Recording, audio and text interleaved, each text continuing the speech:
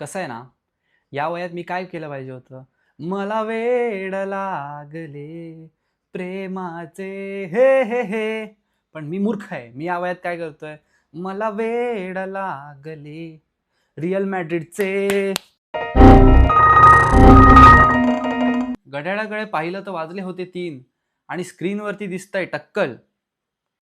घड्याळाकडे पाहिलं तर वाजले होते 3 आणि स्क्रीनवर दिसतंय टक्कल. आता तर रिअल मॅड्रिडचा कमबॅक झाला असा विचार करणाऱ्यांची किती हास्यास्पद आहे अक्कल. तुम्हाला सांगतो मित्रांनो, बाहेर तोंड दाखवायची लायकी नाही राहिली. म्हणजे हे बघा,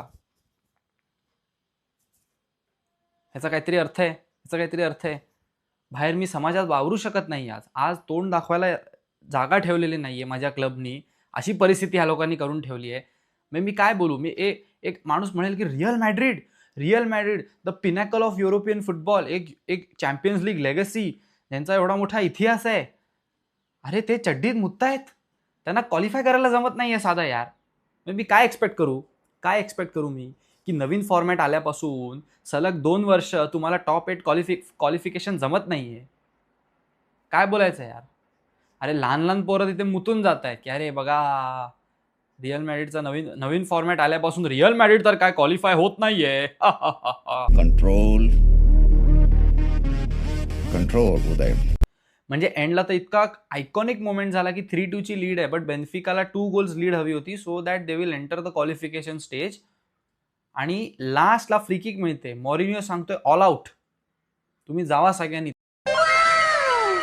त्यांचा गोलकीपर पण पुढे आला आणि गोलकीपर त्यांचा पुढे येऊन गोल मारतो. म्हणजे Somewhere in these eyes, I'm on your side. काल मॅच बघताना मी एक गोष्ट ऑब्झर्व केली. म्हणलं अरे त्यांनी इथे स्पेस सोडली, यांनी इथे स्पेस सोडली. तुम्ही म्हणाल 2-3 टाइम असं होऊ शकतं.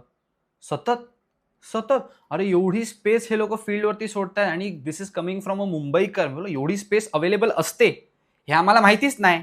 हरामखोरांनो, आमच्या इकडच्या परप्रांतीयांना जर कळलं ना एवढी ओपन स्पेस तुम्ही सोडताय, लगेच एन्क्रोच करतील. बात तो सही है. मग आमच्या मिडफील्ड बद्दल जर बोलायचं झालं तर मुळात मी तुम्हाला सांगतो, ठामपणे सांगतो, मिडफील्ड तर मी त्याला मानतच नाही. तुम्हाला लक्षात असेल लहानपणी आपल्याला क्वेश्चन जायचे, गाळलेल्या जागा भरा. हा जो कन्सेप्ट होता की गाळलेल्या जागा भरा, ते तसं आहे. त्या लोकांनी एक टीम बनवली, तर त्या गाळलेल्या जागा होत्या, त्या जागा भरण्यासाठी त्यांनी प्लेयर्स टाकले. त्याला मी मिडफील्ड मानत नाही. ते मिडफील्ड नाही. ते फक्त जागा भरायला त्यांनी काहीतरी करून तिथे खेळ मांडलाय, तिथे ते आपलं चालवतात काहीतरी. बाकी अंबापे एफसी तर झालीच आहे, तोच गोल मारतो. बाकी तर कोणाला काही येतच नाही. म्हणजे तुम्ही त्यांना म्हणाल की अरे आपकी तमीज काय? तमीज कमीज तो पहनी हुई है, अशी परिस्थिती झाली आहे. हे विसरले आहेत, ते लोक विसरले आहेत की फिनिशिंग काय असतं. मला नाही माहिती, मी नाही फिनिश करणार. आपले फोटोज, आपण जे काही बोलतो, आपण ते सतत बघतो. म्हणजे ही ह्युमन सायकोलॉजी आहे. म्हणजे माझी इंस्टाग्रामवरची स्टोरी मी 4 वेळा बघतो. तसंच विनिसियस ज्युनियरनी ट्विट केलेलं की डूड मी आता 10x मेहनत करणार आणि सगळं 10x करणार. तू रात्री झोपताना बघत असशील ना, हरामखोर, तुला लाज वाटत नाही? हां, एक तर तू ते डिलीट कर, नाहीतर त्याच्यासाठी काहीतरी मेहनत कर. तुला लाज वाटत नाही? असं बोलतो. पटेली बाहेर झाडायला हे पुढे सगळे कर्तृत्व ह्यांचं काय नाही. बेंगॉली बाबू आला आणि बेंगॉली बाबू पण रेड कार्ड घेऊन जातो. बरं त्याचं तुम्ही समजू शकता, मी आय कॅन अंडरस्टँड. बेंगॉलमध्ये SIR चालू आहे, तर त्याला फोन आला असेल की अरे भाई, बहुतेक तुझं नाव आता कट होईल. म्हणतो त्यांनी विचार केला की ओ शिट, काय करू? रेड कार्ड घेऊन लगेच त्यांनी कल्टी मारली. तेच केलं असणार. अजून मी काय समजू शकतो याचा अर्थ? आणि असेन्सिओ तर दाखवतोच की मी तर बैलबुद्धी आहे, माझ्याकडून अपेक्षा करू नका. त्याचं तर कायच बोलायचं. राहुल असेन्सिओनी तर ठरवलंच आहे की मी बैलबुद्धीच आहे आणि मी बैलबुद्धीगिरी करणारच आहे सगळीकडे. तुम्ही म्हणून एक्सपेक्ट नका करू. बरं आमचा प्लेअर आहे लहान गुलेर, म्हणजे तुम्ही त्याचे जाऊन गाल ओढाल की अले ले ले ले बाबू माझा. त्याला सब ऑफ केलं तर तो भडकतो की ऑलवेज मी आणि तो आरडाओरडा करतो की मीच का बाबा. अरे तू कोण आहे?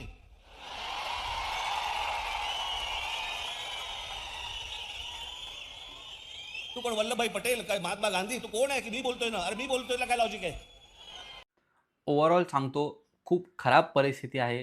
This is not something that you will expect. See there are losses in football, that is perfectly understandable. पण तुम्ही ह्या पद्धती धराल की before this match Real Madrid was in top 3 champions league ग्रुपमध्ये आणि a draw would have given a stop it आणि आपलं सॉर्टेड होतं. म्हणजे अ ड्रॉ वॉज इनफ. पण ह्यांची चूल बघा, हे 4-2 हरतायत आणि हे लोक 9th आले. आता एक्स्ट्रा मॅचेस खेळले पाहिजे. The situation is pretty out of control. आम्ही जानेवारीमध्ये तर काय सायनिंग करणार नाही. आमचा पीई टीचर किती मोटिवेट करेल आणि प्लेयर्स किती मोटिवेट होतील मला माहीत नाही. ते लोक काय भगवद्गीता तर वाचत नाही आहेत म्हणून ते धर्माच्या मार्गावर चालतील अशी माझी काही अपेक्षा नाही आहे. बाकी काय आता राम भरोसेच आहे दुनिया. तर ही सृष्टीच राम भरोसे चालते तर माझा क्लब पण राम भरोसेच आहे असं मी समजतो आणि मी हेही दिवस जातील अशी अपेक्षा करतो. अजून काय बोलू शकतो मी? मला काय या लोकांनी बोलायला ठेवलंच नाही आहे.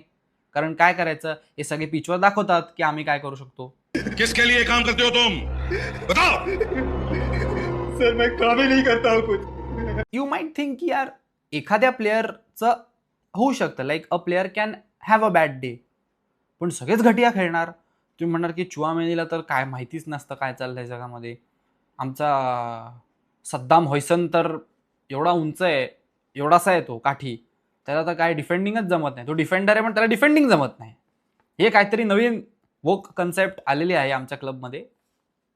राहुल असेन्सिओ तो बैलबुद्धी आहे. त्याच्यानंतर करेरास तर काय गायबच झालेला काल. आणि आमचा कॅप्टन तर म्हणजे मी नको रे, कॅप्टन झाल्यापासून जरा त्याचं काहीतरी झालंय रे. नको तू देऊन टाक आर्मबँड कोणाला तरी. नको. सचिन तेंडुलकरनी पण मग चेंज होऊन MS धोनी केला होता, तसं काहीतरी करा यार. तुम्ही नका असं करू प्लीज प्लीज. इथे महाराष्ट्राचा UP बिहार होतंय आणि मॅड्रिडचं युनायटेड होतंय. कसं आहे मित्रांनो, मी तुम्हाला एवढंच सांगेन, या जगात दुःख आहे. दुःख is the ultimate reality of this world. म्हणजे मी तुम्हाला बेसिक सांगतो. तुम्ही फोन उघडा, तुम्ही न्यूज बघा, तुम्ही म्हणाल की अरे UGCचा इश्यू झाला त्याच्यामुळे लफडी चालली आहे. तुम्ही म्हणाल की अरे ट्रम्पनी तर घेरला इराणला, कधी पण अटॅक होऊ शकतो, त्याची लफडी चालली आहे. तुम्ही म्हणाल अरे रशिया युक्रेनचा मॅटर तर अजून चालूच आहे. एव्हरी अदर डे लफडी होत असतात. मग ती कॅनडा चायनासोबत डील करते, मग ट्रम्प कॅनडावरती प्रेशर टाकतो, मग कॅनडा म्हणते नाही आम्ही नाही डील करत आहोत. अशी 100 लफडी जगभरात चालू आहेत. मग एक माणूस विचार करतो, म्हणजे माझ्यासारखा तरी एक माणूस विचार करतो की जाऊ दे तिच्या आईला झक मार. मी मॅच बघतो रिअल मॅड्रिडची, माझे 90 मिनिटं जीवनात ते सुखी जातील असं आपल्याला वाटतं. म्हणजे पर्सनली मला तरी वाटतं. आणि मी मॅच बघतो एवढं रात्री जागरण करून. रिअल मॅड्रिड काय म्हणतं, अरे ऐसे कैसे, आम्ही पण तुझी मारणार. काय करायचं?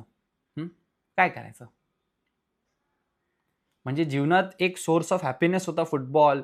रिअल मॅड्रिडला बाबा रात्री बघायचं आपण. एक तर रात्री जागून आता रात्री जागायला जमत नाही.